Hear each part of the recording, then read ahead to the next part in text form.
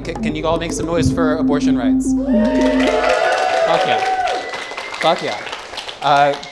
I think we can do a little bit better, though. Can you guys make some more noise for abortion rights? There we go. Hell yeah. I'm a big supporter of abortion rights, but I'm glad my grandma wasn't. My mom was born like 9 months into 1973, so it's pretty convenient timing that I'm here with you guys today. My mom, she's, last time I talked to her, she said she was jealous that I have larger boobs than her. So I told her, like, Mom, it's okay, you don't have a dick, don't worry about it. That didn't help. Estrogen works pretty well for me, so I really phone in the voice. It's very interesting having this combination of traits. I get catcalled on the red line and sirred in the drive-through line. I'm ashamed of how I'm making my money right now. See, I'm unemployed, and to get by, I had to start selling my body at the plasma center. I'm making the least interesting type of blood money. and like, I'm not ashamed because there's anything wrong with donating plasma. It bought my bus ticket tonight. I'm ashamed because I'm trans. I should be selling my ass on the streets. Feels like I'm disrespecting my elders. Hardest part of my transition has been pretending that I don't care about astrology, or that I do care about astrology. Fucked that one up. Oops. Pretty easy to pretend you do care about astrology if you're queer. But no, like the first time you meet any new queer person, the first thing they're gonna ask you is sun, moon, and rising. But I do prefer that to the second thing they'll ask you, which is, what's your sexuality? What is this, LinkedIn Easy apply? Slow your roll, put in an application first, and I won't get back to you. Recently when people ask me that question, I've just been telling them that I'm sexual. It tells them all they need to know, that I fuck, theoretically. As a trans woman on the apps, you gotta worry about chasers. And most people, they want you to worry about like the male chasers because they'll like kill you. But I think we need to also worry about the female chasers. They have read so much smut about us. They think of us like fictional creatures. By the time they finally get their hands on one of us, they're like an 11-year-old at Harry Potter World. Just like, holy shit, it's a real life wand.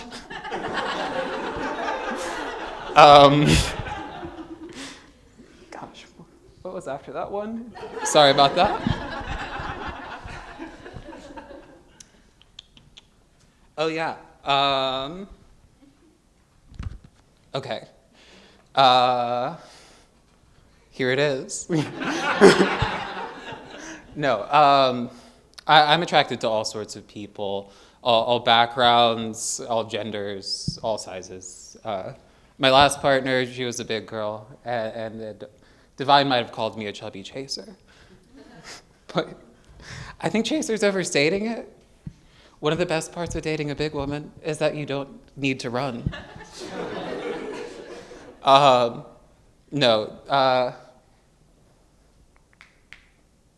Sorry, I'm like 2 months into doing stand-up. Let me keep going with this.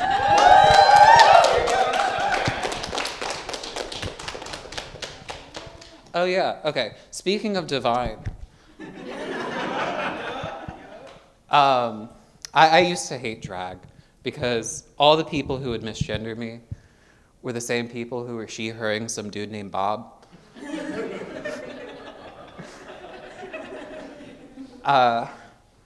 While I was in college, I spent a semester studying abroad in Berlin. Study abroad's a life-changing experience for anyone who gets the opportunity. But I had the most life-changing experience. You see, while I was abroad, I came out as abroad. Yeah, Germany was the perfect place to do it. No one does tolerance quite like the Germans. No, seriously, I was in Berlin. That city's gay as fuck. It was amazing. It was incredibly affirming. Even my program was really queer. There were like 40 people in it, and 35 of whom were queer women.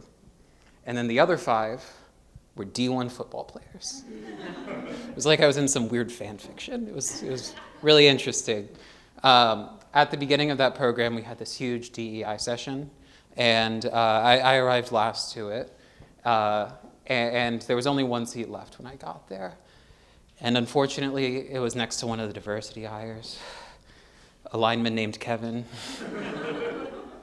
And right once I sat down next to Kevin, the teacher, she starts passing out these colored note cards, and I get a green one.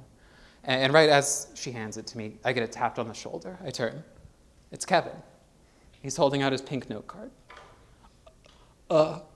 Would you be willing to trade with me? I got a pink note card, and I like to respect gender norms. Not an ounce of irony in his voice. Not an ounce of irony in his voice. So I trade with Kevin, and right as I trade with Kevin, the teacher announces that we are to write our name and pronouns on the card, and then introduce ourselves to the person next to us. I freeze. I had come out for the first time ever hours earlier while I was smashed at a club. And now I had to come out to Mr. Gender Norms. For a moment, I considered hiding back in the closet. But then I remembered, it's not 1939. I don't need to hide here. The German DEI is pretty weird. There was this long section on anti-Semitism, very justified, but there was a 15-minute subsection on discrimination against the circumcised. Hand to heart. 15 minutes on discrimination against the circumcised. Mind you, this room has a super majority of lesbians in it. I can't think of a less relevant topic. Except for I don't know, the benefits of deodorant. I've got no beef with circumcision. I just wish they took a little more off the top when they did mine. So to anyone who's circumcised out there, if you are discriminated against, just know I stand with you. I guess I kneel before you.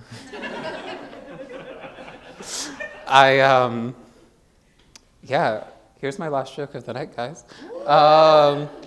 I'm glad Timothée Chalamet didn't win that Oscar. Because that boy is already way too successful. It is not the fact that he has 4 Oscar noms at 30. Anyone can do that. It's not the fact that he's dating Kylie Jenner. Anyone can do that. It's the fact that my mom already remembers his name. I came out 4 years ago, and she still can't get my name right. That was Eleanor Blair Alcorn. That's been my time. Now I'm going to introduce the amazing Marcy, Lexi, and AP.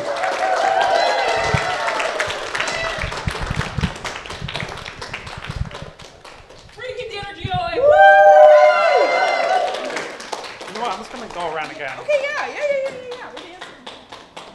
I've been waiting so long to open this. Oh my gosh. Just sitting here. Hello, everyone. How are we doing? Do we have any queers in the audience?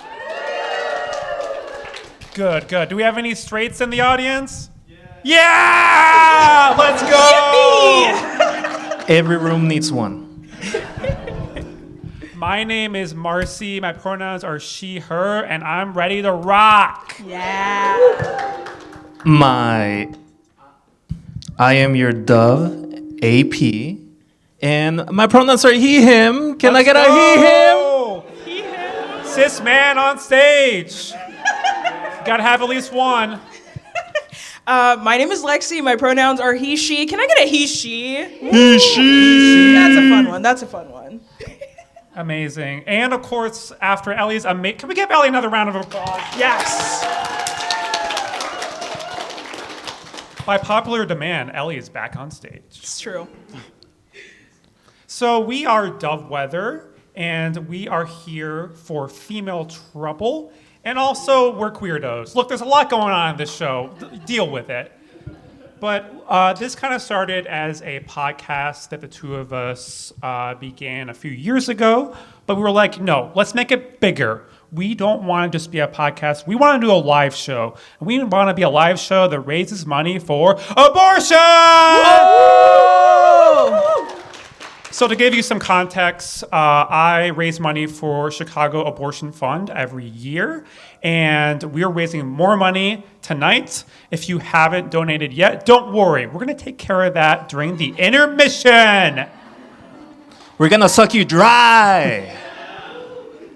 I don't have anything to add to that. I think I can add to that. It's going to be beautiful when you donate money. I don't know. Yeah, well, thank you all so much for coming out today. I know, the day after Memorial Day, a lot of people are tired. The traffic's terrible in Chicago, but you came out, so give a round of applause for yourself. Yes.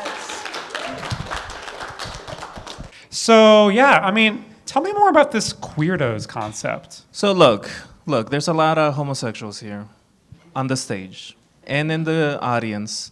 And so we all know the life of what it means to be gay in 2026. It's a wonderful life. It's an amazing life. But check this out. It's also a profitable life.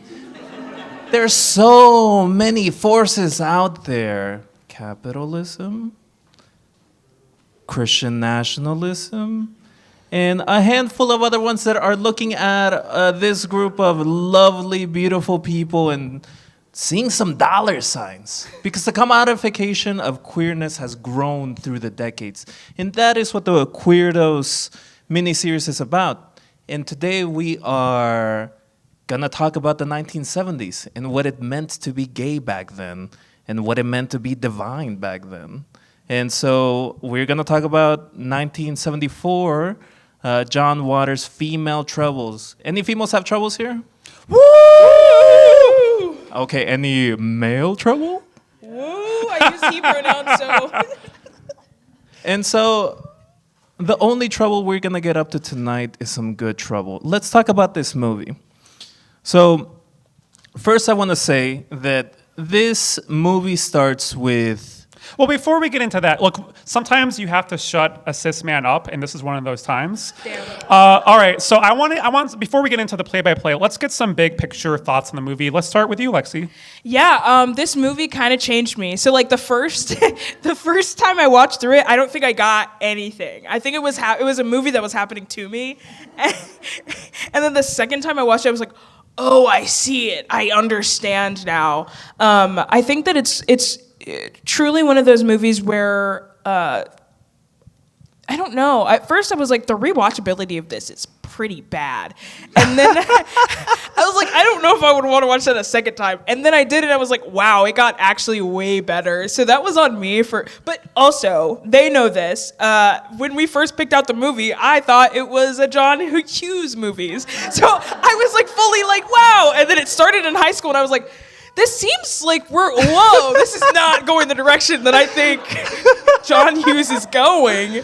So I was utterly surprised, but we roll with the punches. So overall, I really loved the movie. I loved the crime aspects. I love the glamorousness of the grotesque and the rejection of the mundane throughout the entire movie. I felt like the second time I watched through, every time someone was shunted from the society of the movie, it was someone who was like, I'm going to choose something extremely normal about my life. And everyone's like, boo, you're ugly. And I just love that. So I loved it. Yeah, I like the movie a lot too. There's definitely scenes where I'm like, okay, this is disgusting. I don't like this. But like, I think, so this is my first time watching a John Waters movie, and I'm really glad I had this opportunity because he's like someone who I've known is like a queer icon for a long time. Like you see his mustache everywhere, right here too. And I was scared. I was like, wait, like, do they like eat shit in these movies? What's going on? No one was eating shit in this movie unless like metaphorical, but yeah, I think it was both like funny and also I was like, okay, you're trying to provoke me and it's working and let's see where this goes. I could tell you where it goes. It goes to me. And I thought this movie was wonderful. I love a gross out, knockout, ugly affair. I mean, that's what you come to Dovewhether for. And honestly, the thing that I like the most is just that John Waters looks at you directly in the eyes and says, "I dare you." And then I say, "I dare you," and he beats me every single time. This movie just escalates and escalates and escalates. So I want to get a little audience raise your handing for who here has seen the movie. Okay, good. It's like Hey, 70% of the yo. crowd. Who here watched the movie specifically for this show? Amazing. 50% of the crowd. Yes. Nice. I like these numbers. Yeah, okay. Archive.org is a bump. Yeah. The Dovewhether Yes. bump. Yeah, Oh my I watched it goodness. on Fandango at home. Oh I my rented it gosh. twice. It would have been like $1 more if I had just bought it, but the idea of like buying a movie is just like electronically, like what the fuck, like Yeah. like It feels like a lot right now. Like I have so many more things going on in my life. I really don't want to have to pay for this too. like is my Roku gonna explode if I have too many downloads from Fandango at home? Not Roku City. Gosh, I genuinely think that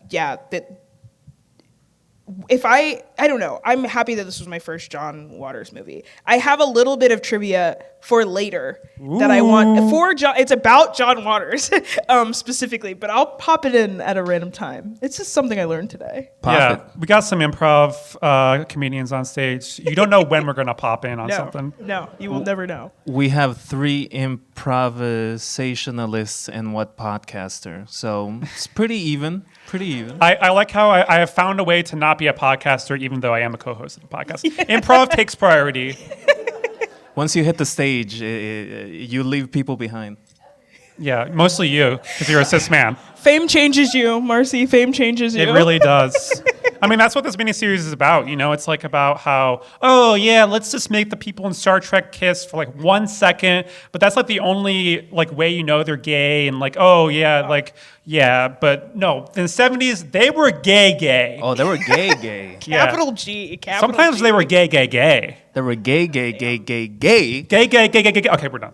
And so one of the things that this movie starts off with is very John Hughes. It starts in high school. It's Much to my chagrin, it starts off in the same place every John Hughes movie takes place. but John Hughes is no John Waters. Yeah. And so what we see first is Divine looking dashing and also looking about 35 compared to everyone else. Everyone. It's very All of Pen them. 15. Yeah. She Divine 35 for 15. It's wild work. It is. I couldn't tell how old. I think everyone was giving the same exact age. Like when you look at that class, I like rewatching it. I was looking at the whole classroom. And I was like, every single one of these people. Like I feel like I just saw you in a Jewel Osco. Like I don't know. You seem familiar to me somehow. And that is, I mean, the school and the schooling system that we all love, of course, the Baltimore schooling system, is then we see a classroom that is just dirty. It's just a dirty, dirty classroom. And Dawn Davenport is doing what? Well, she's like eating a sandwich and passing notes. Not just any sandwich. She's eating a meatball sandwich. She's eating a and passing meatball notes. sandwich. That's a spicy meatball. Exactly. And honestly, the sandwich looks grosser than the room. Like, honestly, I stopped the movie, and on VLC, you could, like, zoom in a little bit to see, and that thing did not look good. No. I like how she like the goody two shoes calls her out, and then like she like tries to hide the sandwich. She's like, I'm not eating a sandwich.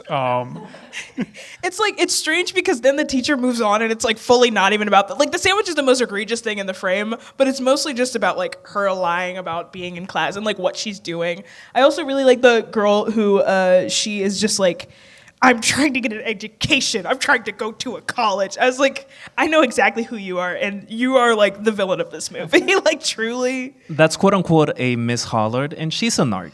Gosh. She's a straight narc. She is. If somebody busted out a meatball sandwich or maybe like a Philly cheesesteak or like a BLT right now, I would hope everybody respects that. I mean, that's a sandwich that as long as it's good, it's good. And so what happens is that this girl, this Miss Hollard, gets threatened with a stabbing by Conchetta and the other of the trio, which is a name that I absolutely remember. Chiclet, yes. Quite a Amazing hair, just tremendous hair. Yes. This whole movie is about hair. Yeah. Honestly, this movie is, I mean, of course, Divine went on to play in Hairspray. And so, like, it's all about the hair. It's all about the hair. Yeah. Yeah, I mean, you would definitely know about that. I mean, you did so much just to get that mustache. You, like, transplanted your hair from the top of your head to here. True. I mean, I have way more hair than Divine does. Divine plays 2 characters in this. We're going to go there already. Well, I'm just telling you, like, Just with be prepared. Yes. The 2 characters. Dovewhether's pro bald, and I'm gonna tell you that right now, as someone who will go bald eventually. Tomorrow. And so, like, something happens here after this narc gets threatened with a knife, rightfully. Yep. Divine just tackles a child and beats her up, and this is the first time in this movie, and it happens multiple times, where a child gets beaten up. There's a lot of violence in this movie. Yeah, actually, genuinely. I felt like violence was the currency of the whole movie, basically. Like, anytime someone felt like they wanted to be more fabulous, it was like, oh, we're gonna enact violence. Or anytime, like, we were sort of exploring the influencer, like, oh, someone's got a camera. It's like immediate violence instead of being like performative, like, oh, look at me, I'm so pretty. It was like violence, and I love that. It's kind of like the introduction of a larger theme in this movie, which is like crime as cool or delinquency as cool. Which can we get a hell yeah for crime? Yeah. I said, can we get a hell yeah for crime? Hell yeah. Hell yeah. And I think when I was rewatching this, I also saw that there was a lot of foreshadowing of like prison and cops, where like the school is like compared to a prison, and multiple times like cops or prisons are threatened. And spoiler alert, if you haven't seen it, by the end of the movie, you know, Divine's going to be in a prison, and the cops are the ones that got her there. So. And so let's move forward a little bit. So to one of my favorite scenes, the Christmas. Let's go. So there's one thing that Don Davenport wants. What is it? Cha-cha heels. That's right. Oh. Cha-cha heels. Who here wants some cha-cha heels? Who here is wearing some cha-cha heels? Anyone? No? This is No? the Midwest. It's okay. It's okay. Everybody's dressed comfy here. It's cool.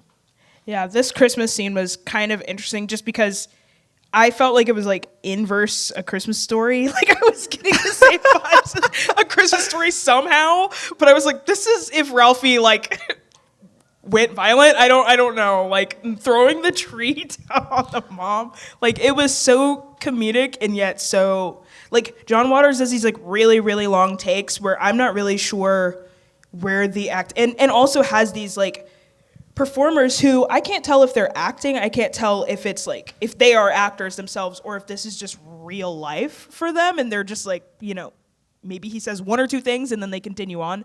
But that the Christmas scene was like the first example of like one of those scenes where I'm like, I cannot believe they like acted all of this out. Like at the end, there's a tree on top of a lady and just that so whole much scene destruction. is nothing but gold. Yeah. Like there's a certain point, like it starts with the mom and dad just very gallantly like setting up the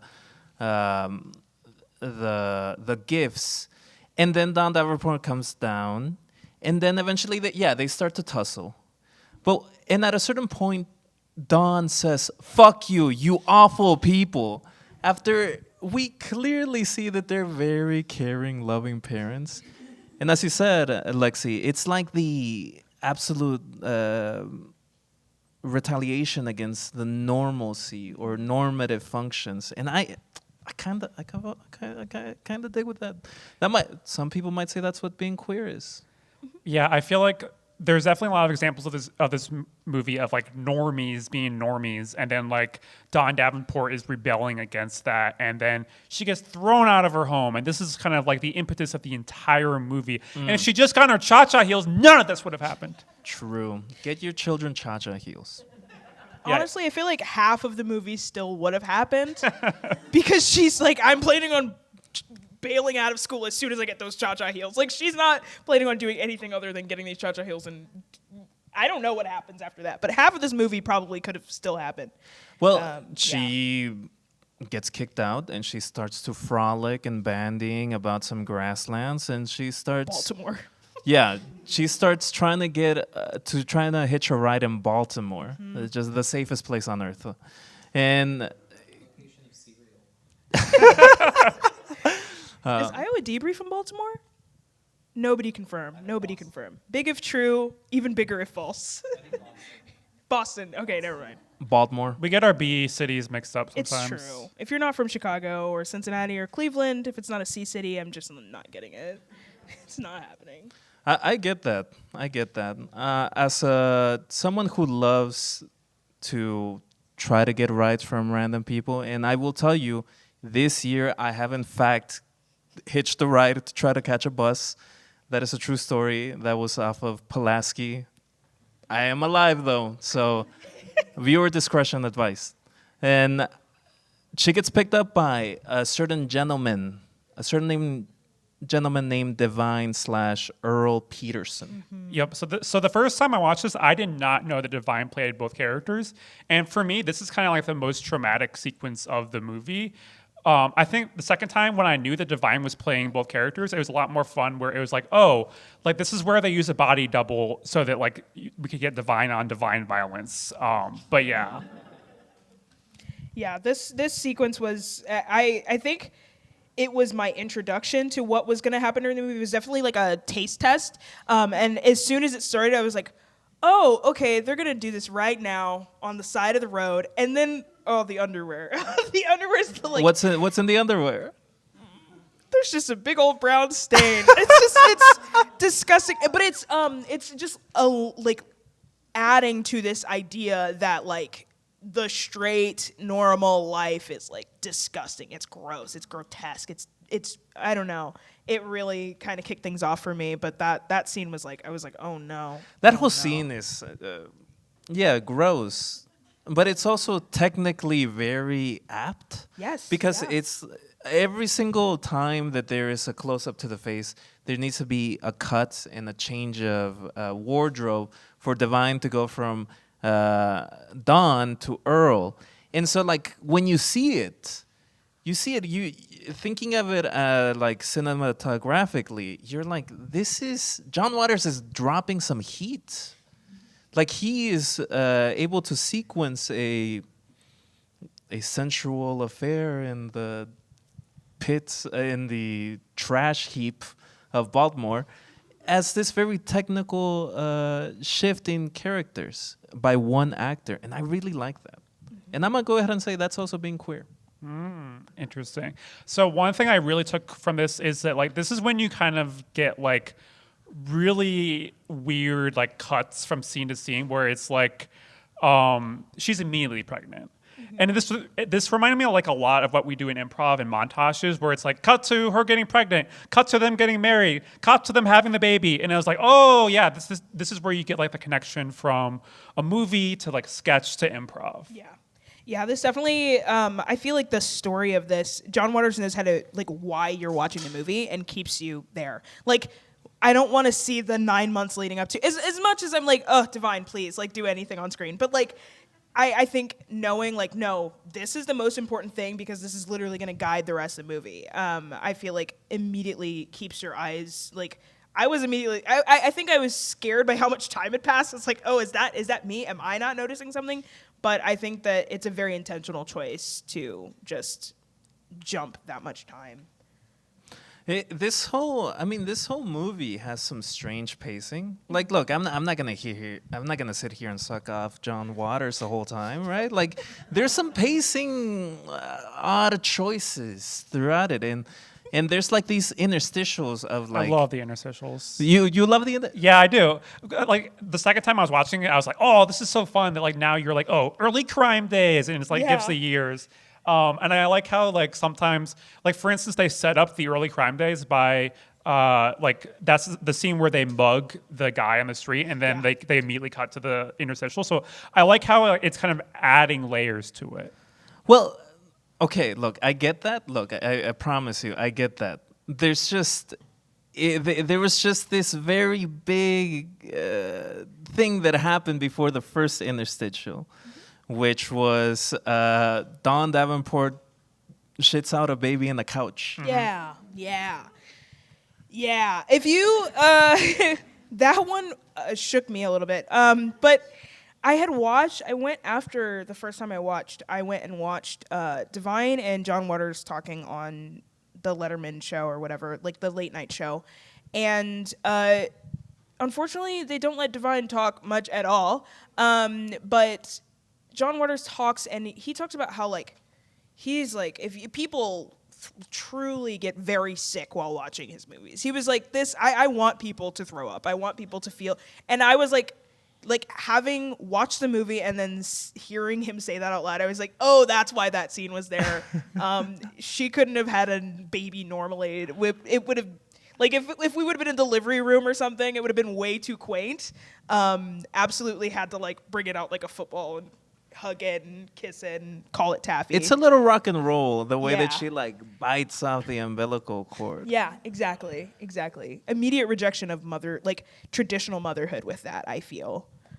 Yeah, and you know, I just want to seed something here that because we're raising money for abortion, and we're talking about a scene where someone gives birth to a child, and you know, as we watch the movie, the relationship is not good between these two at all. Just like keep that in mind as we continue, and eventually maybe this will pay off.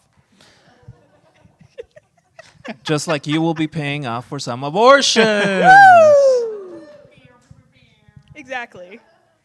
So like the pacing here is a little bit odd to me because it just goes from this very like, look, I'm a human being with a heart and with a like mind, right? And so like if I see like a very difficult emotional scene, I don't want to just immediately be cut and then see Divine shaking her ass. Hey, why not? I guess I just want to sit in a bit of my emotion. But John Waters doesn't care about what you feel. John Waters wants you to feel all of it because that's true to life, especially in 2026 when like, you know, there's like people are being bombed and like we're having sex at the same time, and you know, it's just like all kinds of stuff is happening. Yeah, true. We could all get a notification right now that's like, oh, World War V. Mm-hmm. Like we skipped the next two. Like, and so yeah, I get that. I just don't know if I want that in my movie immediately. I feel like this is just because John Waters was also the co-editor for this movie. I think this was like a very intentional choice to like push.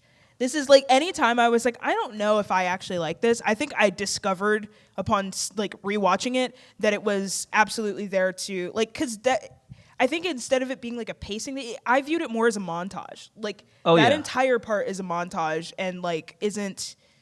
I felt like it was just being like, hey, actually life does go on. Like for queer people, life goes on for like we don't even value time the same exact way. Like people, I feel like a lot of people who are like heteronormative, they view time as like you get born, you find someone to fall in love with in high school, you marry someone in college, you have kids, and those are the like at some point in there you move in together, you get old together, and that's a really like fucking fast timeline. And queer people, we just like see time completely different. So I felt like it was that kind of situation. Yeah, I know we're skipping ahead, but Aunt Ida speaks to this like brilliantly, where she's like, the worst thing in the world is when you get married and go to an office. I don't want that for you. I just want to know, like, if it's your first day on a John Waters film and you get told you have to put some red dye on this baby, what do you do? You go with the flow. I cash my check. Yeah. Yep. Gosh, I wonder where that baby is now. Cause it was right. It wasn't a Renesmee situation. It was a real Oh, baby. it was a real baby. Okay, good. No, it Good. John No Waters. CG was spent on Good. on that baby. That baby is actually the baby of the receptionist at the salon, like the real baby. Oh. So, I mean, a little trivia for you. You know, I've gone to movie trivia with some of you, so write that down. Write that down because there is just so much more to talk about in that, because she immediately starts her life of crime. As Marcy said, Dawn is kind of lost. She is lost and is having to like navigate the world by herself at a young age. So she starts doing some crime. And we love crime here at Dovewhether. Yes. Be gay, do crime. Yep. And we mean it. Yeah, in fact, I think some crime might be happening right now. Magic. Magic. And abortion. Oh, abortion. Yeah. Yeah. Yeah, I'll give some more info on that. So basically, there's a match happening for the abortion fundathon where if you donate $20, that will be doubled, and all that money will be going to the abortion fund. And I will say it's really good to donate, even if you bought a ticket, because you're guaranteed to have that money matched. But, you know, there's a 20K limit. So if we hit the 20K limit, let's say by 8 a.m. tomorrow, then the money donated after that won't be matched. So that's why when you get the QR code, you want to scan that thing and you want to donate money to Chicago Abortion Fund. Yeah. I believe we just like raised $1,000 in like 10 minutes. Yo! Yeah. Because I think I was around 2,000 when we started, and now we're like at 2,923 on my page. Leave it to queer people. Leave it to queer people. So We can yeah, do it. thank you everyone. Easily. The match is working. Yes. Betsy Armstrong match the previous donation. Yo, that's beautiful. Yeah. Oh my god, it's so wonderful seeing a bunch of queers get together and laugh, talk about a movie, yap, and fund abortions. Yeah. Yeah. Maybe there is some hope out there. We'll get back. We'll get to that later, though. Yeah. Yes. We have a whole segment about that. Real ones now. So we were talking about the relationship between Dawn and her daughter, Ooh. Taffy. Oof. Taffy. Oof. Justice for Taffy. I must say it. Taffy's my favorite character. Aw. I agree. Sorry, I agree. I think Taffy, oh gosh. I thought it was interesting, and I don't even think that John Waters was like trying to say this, but I thought it was interesting that Dawn yearned for the abnormal, I want the strange, I want beauty, I want all these things, and then Taffy pops out. She's like, I just want regular friends and to go to school. Can I have that? And then Dawn's like, no. And I feel like it's like kind of like how our parents, I feel like my parents at least, are like the most normal people I've ever met. And they're constantly like, yeah, we have 4 kids and one of them is very weird. And that was me. And then I'm sure that like in the future, kids that are in my community, they'll be like, I kind of just want to be normal. And I'm going to have to be like, okay, I guess, fine. Like you can be straight, I guess. Yeah, speaking of being straight, we're not gonna do it completely linearly anymore because now we're wild, Speed we're round. chaotic. So I'm just gonna jump all over the place, and you're gonna have to deal with it. Whoa. So I'm gonna say that a key Taffy scene is the one where she's like, "I'm playing car crash," and she's like squirting ketchup everywhere, and Dawn comes home and is like, "What the fuck?" Yeah, me too. So I kind of like how. Like she's like, yeah, I want to be normal, but also I don't know what normal is, so this is what I'm gonna do. I do like that the movie just become David Cronenberg's Crash for a little bit. I really like that. Yeah, Taffy is probably my favorite character next to Aunt Ida, probably. Truly iconic. The most viral video Dovewhether has ever had about Aunt Ida. Check it out if you haven't seen it. You know, as long as we're talking about Taffy, I want you to read one of my favorite. Oh yeah, quotes this in is a good one. Okay, I feel like we got to do like both of these. Okay, so first there's, I wouldn't suck your lousy dick if I was suffocating and there was oxygen in your balls.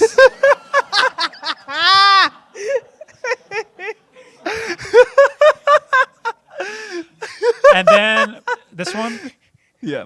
writing a book, hippie? Why don't you go listen to some folk music and give me a break?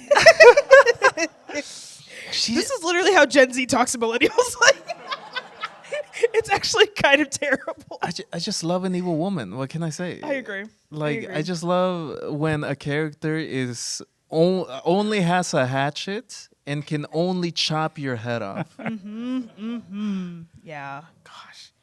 I have nothing more to say about Taffy, just justice. So if you haven't seen the movie, like, I'm sorry, but we'll probably go over what happens to Taffy later. I have one more thing to say about Taffy. I am dressed like her. Oh my gosh, you cosplayed. Ooh. That's beautiful. I will not do the chant. No. I don't think she should have been doing the chant, but that's another conversation. Yeah, and of course with Taffy we get two actresses. We have when she's very young, and then we have when she's older, when she's played by an adult, which was good because like it would have been a lot more traumatic if like a child actor was playing all these scenes. Yeah. I don't know if they could have done that with a child. Yeah. Yeah. Even the first scene that the kid was in where she is so mad that Taffy's jump roping that she and Chiclet and her other friend truly pull Taffy upstairs to where they also reveal a troubling fact about Dawn, which is that her house only has 2 rooms, the fabulous living room and the torture chamber that is Taffy's bedroom. Like, they pull her into a dark, cold place and chain her up, and I was like, I feel bad that a child did this, and I was so happy that the child was no longer in the rest of the movie. I was like, this is great. Let's do an adult. I still feel really bad, but It's weird when a movie has to say some children were harmed in the filming of yeah. Yeah, and I mean, and going to like the 2 rooms thing, that's why Taffy like is always walking in on Dawn and Gator having sex. Yeah. Which is where that quote comes from, the suffocating oxygen balls. So, yeah, it's a whole mess in that family. That whole scene and every scene with Gator, I'ma say it. I hate Gator. If I could drop kick any one of these characters, it's Gator, and then it's Earl. Yeah. Goodbye, Earl. Yeah, goodbye, Earl. Yeah, I mean, I think kind of all the men in this movie are bad. Like, Yeah. I would say maybe the least bad man is like Don's dad. For like his only crime is not giving her cha-cha boots. So Yeah. Which is a grievous crime. all of the hairstylists, like, I tried to go through and be like, oh, what are their names? And the only name I got was Dribbles. So that's gonna tell you a lot right there. But I do think the men were like particularly vile in their own way. Can't Yeah. you think of the mother that gave birth to this child and look at it once and said, dribble? Dribbles. you know, in my head canon, all of them are trans masks. Yeah, chosen and name. they all chose their name. Chosen name. Dribbles, Wink. You know, Exactly. yeah, not great trans mask representation because they're like all pedophiles. But yeah, Yes. Every single dude in this fucking movie is a pedo, and I hate that. Actually, yeah. You're right. I think the Dashers are the only ones that they aren't. I don't know if they express any desire towards children, but they are definitely they've got their own crimes that they're committing. But yeah. I mean, the Dashers, like their big thing is like, oh, I don't want to hear about a sex act. Oh, don't say it in front of me. But the Dashers are incredible characters. I think they are probably my favorite characters. I mean, like they're evil, but also like. The first scene where they're in the hair salon is just wonderful world building where it's like, if you're not fabulous enough, you can't get your hair done here. And it's like a reality show where like you have to try out to get your hair done and then you'll be eliminated immediately. the first person is like, I work at the telephone company. They go, out immediately. And I was just like, oh my God. They say like only ravishing customers can be served here. Even an average customer could tank our reputation for life. Like the stakes are so high for them. And I think that makes them so entertaining. I also, when I was rewatching it, I was just like, they're kind of like, okay, if you're queer, gay, whatever, like, you know what it's like when you go on a date with someone and they're like, okay, I don't know how else to say this. When someone signs you up for a fetish that they have that you aren't 100%, they're like, oh yeah, we could take our shoes off, and you're like, why did you asked me to do that in a bar. Like, I didn't sign up for this, and it feels like they were auditioning people to be a part. Like, as much as they don't want to talk about the sexual act, it feels like they're auditioning people to be a part of their grand sexual fantasy that they can pay for and that they can like employ people to be a part of, which is the whole like, we're entering in and everyone has to bow down and be like, wow, you're so beautiful. That dress looks original. Like, all of that is such a parade. Okay, but Donna Dasher and Don Dasher, I mean, they're the hottest ones in the movie. Though. Yeah. Like I like every single outfit that they wear, I would wear. I was gonna have the mustache trim like Don Dasher, but my little wimpy little beard didn't connect in the same way that his does, and I'm worse for it. Who would you cast as them, like, for real? I would probably cast Tilda Swinton as Donna Dasher. Ooh. I know that's such You a... have no clue what you just said to me. Oh my God. Because I don't finish sentences. You have zero idea. Who would you cast as Dawn Dasher? Tilda Swinton, my wife, you mean? Yes. She would absolutely love it. She would love this role. She would be great in it. She would be great. We got to think about this. Deliberation. And Mark Ruffalo as Don Dasher. Oh, God. And But- he would hate that. And honestly, like, yeah. Yeah. Sometimes you need an actor that hates their character. Yeah. He would dig in. The quote Jeff Probst, "You gotta dig deep." Real Survivor heads know. Justice for Suri. Justice. Damn. That's true. Spoiler alert. Trader season 1. She won. There you go. Now you know. And if you didn't know, now you know. No. Survivor Marcy activated. Okay, so basically, Suri is the best who's never won it. Okay, I'm done. You get one moment. One moment. All right, so since we're jumping around, we gotta stop dancing around Aunt Ida. She's so iconic because she's a character where, being gay is the norm. If you're not gay, you're fucking up. Yeah. Yo, who was the straight? Get the fuck out of here. Yeah. Clock out. When she says, I started writing out quotes, and she says, all those beauticians and you don't have any boy dates? She's mad. And then she says, I'd be so proud. Am I allowed to say? You're I'm allowed to say anything. Fag, right? You're allowed to say it, yeah. Yeah, I'm a fag. I'd be so proud. Your podcast listeners are like, turn off. We could harmonize if that makes it easier. Okay, ready? Everybody on fag? Okay. I'd be so proud if you was a Fag. and had a nice beautician boyfriend. I worry that you would work in an office, have children, celebrate wedding anniversaries. The world of heterosexuals is is a sick and boring life. Like, I want that tattooed. The world of heterosexuals is a sick and boring life. Thesis of the whole movie, honestly. Incredible. Yeah, like she just rattles off quotes, and it's so funny having her and Gator as a scene partner because he's just like, I'm not gay, I don't want any of this, and she's like, I'm so disappointed in you.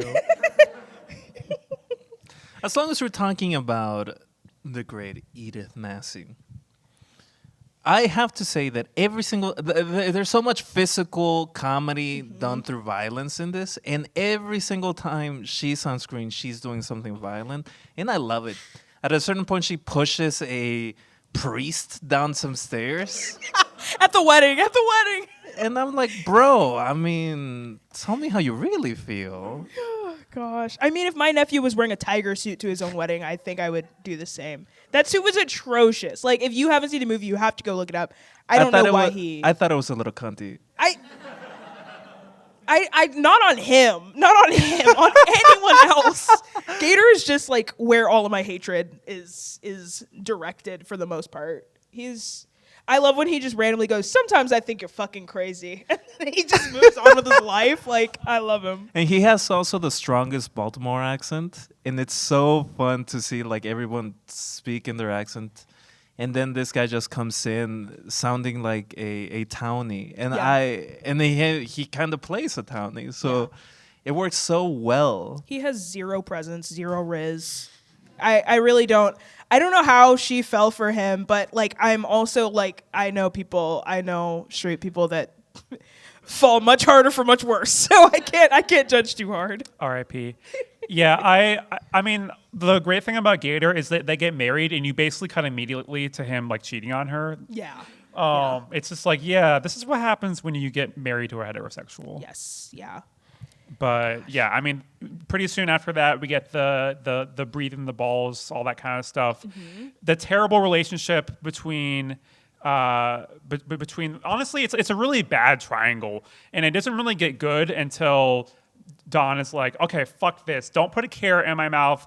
We are getting divorced, and I'm going to get you fired. Ugh. That was a big cunt move by her. This was cunt. That was very cunt. Just on the Dasher's part, to be like, hello, can you let him go? For no reason. Absolutely no reason at all. Like, Power.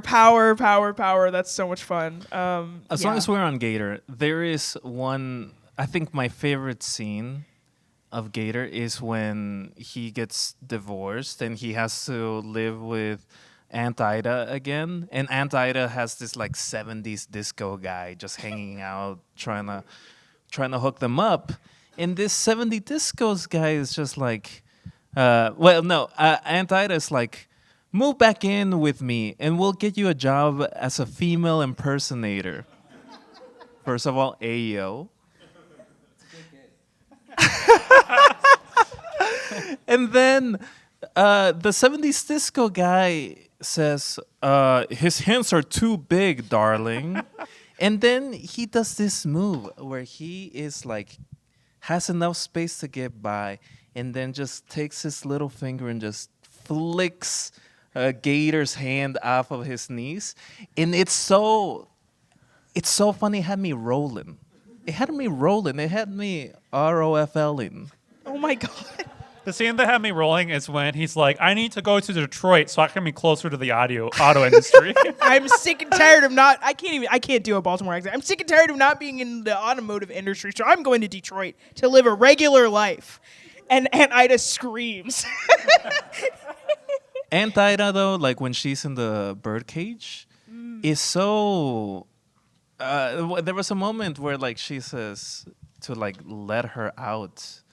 And to me, like I can't help but like that memory is engraved now as the fan cam that I did for Aunt Ida. And I just saw it and it kind of shook me into like this meta state of just like somehow John Waters and I were dancing like 50 decades separated from each other. And I thought it was a beautiful moment. And then I remembered, no, get over yourself, Alex. Get over yourself. You've done anything close to John Waters, but it was beautiful. And I'm going to say it, that's also being queer. It really is. It really is. You know what else is being queer? Don't. Yes! Oh my God, I'm so excited. I was told to give this guy a hot at some point in the middle of the show. So that's now. Two. Special thanks to my girlfriend for getting these peppers last minute. Your mic isn't on. Your mic. Big time. And that's what being queer is like. Yes. All right, can you count me down from 5? Okay. Okay, from 5. 4, 3, 2, 2, 1. Woo!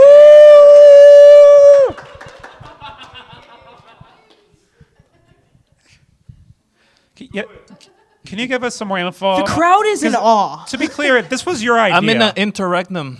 There's a war happening. Oh my God. I'm sorry to say it, but there's another one waiting for you. We also have a lot more if anyone else wants one. You gotta swallow. Marcy, do you want one? You know what? I'm good. Lexi? How bad is it? Rate it 1 to 10. It's bad. You've got to dig deep. Okay. Give us everything. Okay.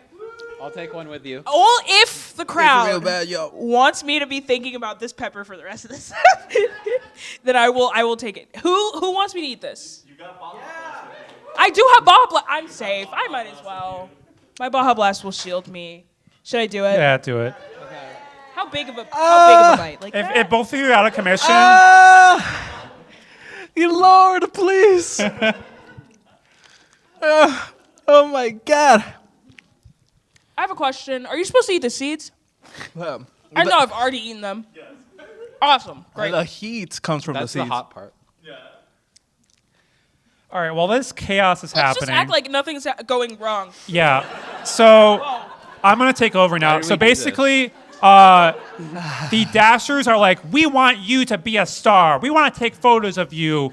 You're gonna do crime. We're gonna take photos. Yes. I'm in hell. This is the worst. I'm in heaven. I've never not liked Baja Blast. Wow. So the Dashers would be taking pictures of the crime that's happening here if they were still alive. R.I.P. A crime is happening in my mouth. This was a terrible idea. Oh no. Does anybody have a tissue? Some brotherly love happening right here. Oh my sweet Lord. Yeah, so they're taking pictures. She's just doing crimes. Don't worry, nothing bad's gonna happen. And then what happens next, Ellie? I don't know where we are. I gotta say. We're What going year full is it? chaos. What This year? is what it's like to be queer. I need a bottle of water so fast. If you don't care about germs, you can have this. Woo, I do. Oh. The Dashers. We got some water coming here. Talk about Oh Dashers. my God, she kills Taffy. Oh my God. Oh I my remember. God. Violence ensued. Yeah, because Can As- someone as we all know, take a 45 and put it through here?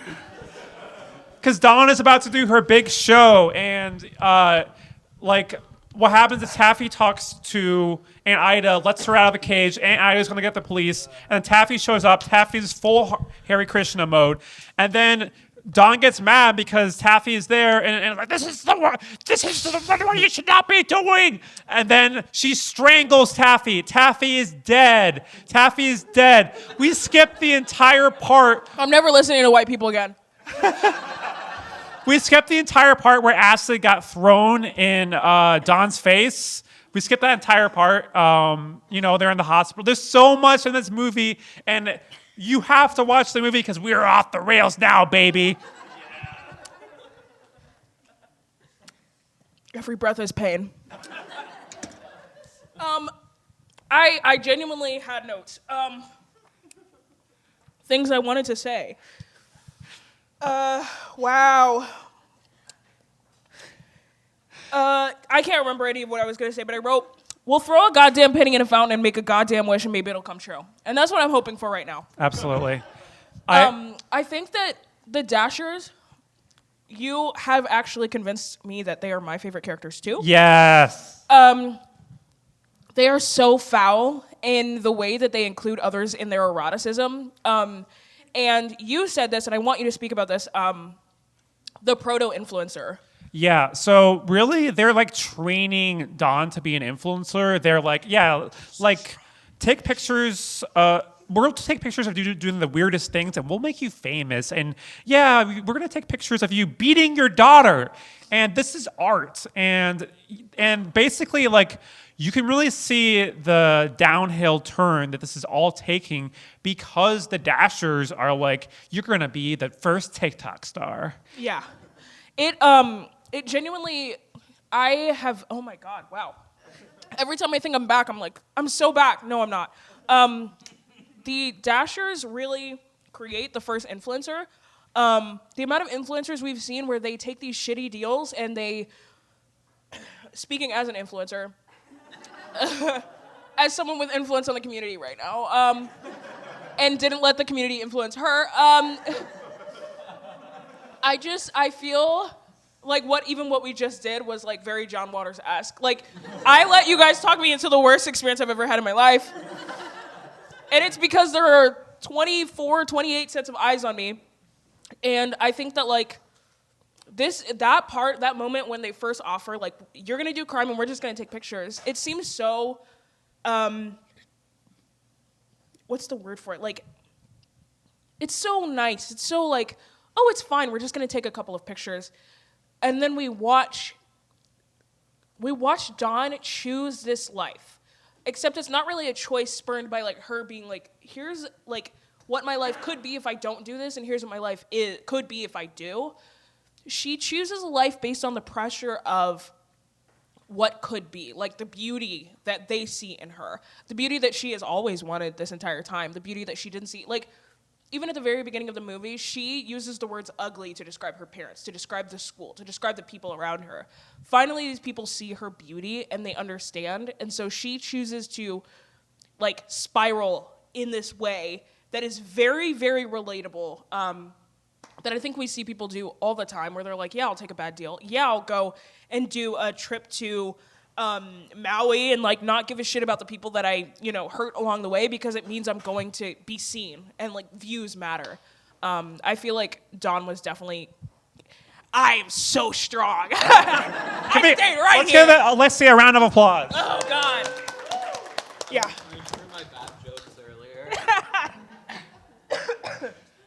We're gonna live. Yeah, Dawn is like the first influencer, and the Dashers are very much like, I see the Dashers as like Target, or like, what's a worse, like a really bad, like, I don't know. I'm trying to think of a brand that I'm like, I fucking hate this brand. And anybody who, BetterHelp, let's do that.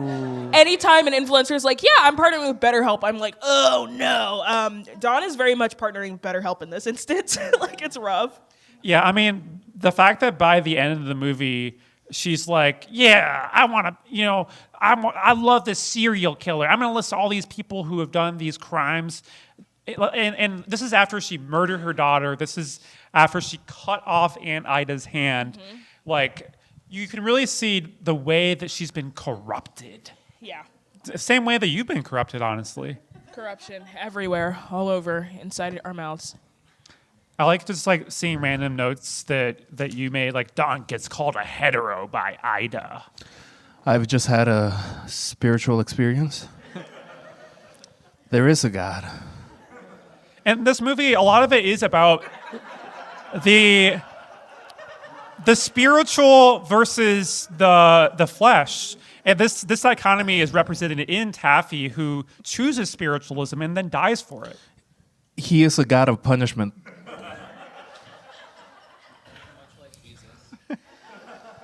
He tried to strike us down, but he did not succeed. We're alive. He are weak and we are strong, okay?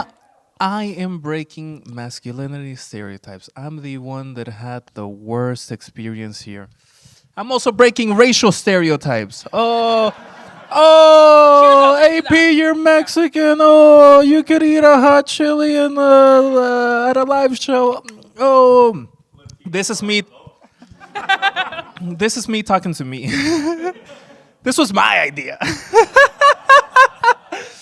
Never again. Look, I'm alright, yo. But don't forget to tell someone you love them. Oh my God. Where are we at in the movie now? I think we're kind of just like, this is a free-for-all at this point. You know what? Let's talk about like the actual performance that Dawn gives. Oh, the trampoline Yes. scene. Oh, the one we'll be recreating. Yeah. I know you're ready for that. You were born ready. With these There's a trampoline.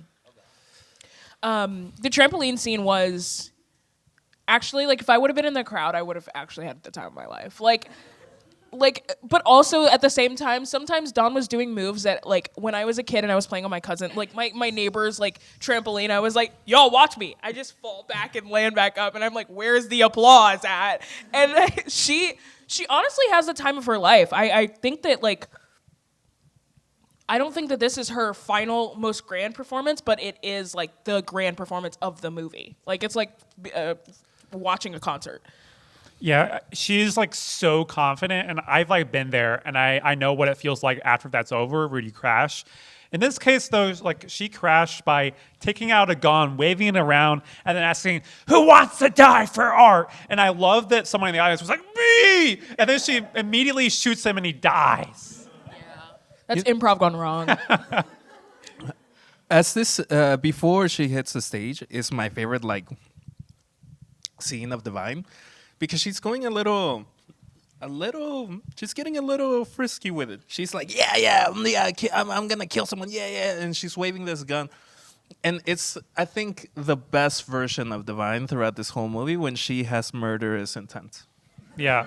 And I think it's key to note here that the Dashers are like all for this. They're like all Yeah. for her waving the gun because there's going to be a giant heel turn after this. Yeah, I think it's if you've ever seen Chicago, it's giving like the last scene of Chicago, like the credit scene where they're dancing and they have guns and you know they're prop guns, but like at any point in time it could be real and the crowd's gone. Like it's wild, but people live for that on the edge seating, and I feel like that's kind of what was happening here. It was like everybody thought it was a possibility. Everyone knows how dangerous like the danger that she has gone through, like her life, getting the acid thrown on her face, all this stuff. And I think like nobody really expected her to actually kill them. And that's where the heel turn comes in, is like she's like, no, this is actually my magnum opus. I'm going to do it. And she does it. She does it, and it's so good. The show only ran once. Like it hit One and done. peak. Yeah, and of course after this happens, like everyone panics, everyone is running everywhere, and this is where the police come in. Oh my God. And I laughed so hard when this happened because the police just start shooting the people running away as well. Like it just shows how terrible the police are, that like they were called in to arrest Dawn, but instead they're like, oh, someone got shot and people were running, we're just gonna start shooting people as well. Yeah. The most American scene. Yes. In fact, yeah, I thought it was. I think that the Dashers get away by being like, "We're upright citizens. Don't do like." That is so bonkers to me. I don't really know what differentiated them from everyone else in the crowd, and so I wonder what that is obviously like symbolism, because then they go on to testify and like be able to be let out of everything by lying and testifying against Dawn, even though they're the reason that she has chosen this life and has like spurned into the person that she is. Yeah, and I feel like there can be a line drawn between the Dashers and gatekeepers in 2026 who are like, oh yeah, we love queer art. And then as soon as like someone gets in any trouble, they throw them to the wolves. Yeah. Yep. Or even like when queer people, especially a lot of older queer people, are like, I'm going to use this word for myself because I was around when it was a slur and it is now like how I describe myself. This is a part of my identity. It is not as simple as being like, that word is bad. Like, I feel like there is this divide between like old and young, where young people are like, well, it's just bad because I know that someone told me once that it was a bad word, and I've not done any sort of understanding of what it took and like to identify as that.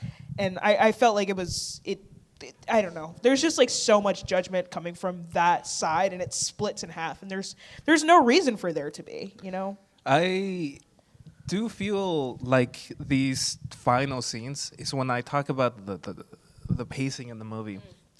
The court scene, all the court scenes are so boring. They're so boring. I'm not mad at you for